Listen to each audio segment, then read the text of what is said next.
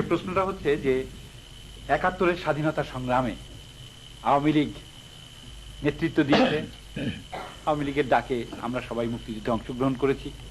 তা আমরা সবাই মনে করতাম বলছি যে আওয়ামী লীগ হচ্ছে মুক্তিযুদ্ধের সবচাইতে নির্ভরযোগ্য বিশ্বস্ত প্রতিষ্ঠান।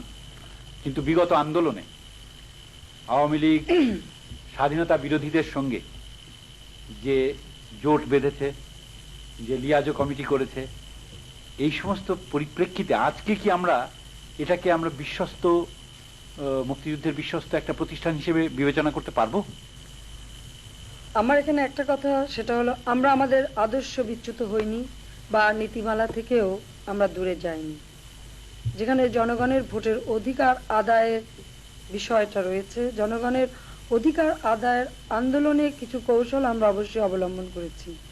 আর আপনি যেটা বলেন সেদিক থেকে বিচার করলে, যেমন ইয়াসির আরাফাত তিনি যেভাবে চুক্তি করলেন রবিনের সঙ্গে এবং যেভাবে তার দেশের জনগণের ভাগ্য নির্ধারণ করার জন্য বা তাদের অ্যাচিভমেন্টের জন্য যে পদক্ষেপ নিলেন, সেখানেও তো হয়তো তাকে আপনারা দোষারোপ করতে পারেন যে উনি তার আদর্শ বিচ্যুত হলো, কিন্তু এটা আদর্শ বিচ্যুত নয়।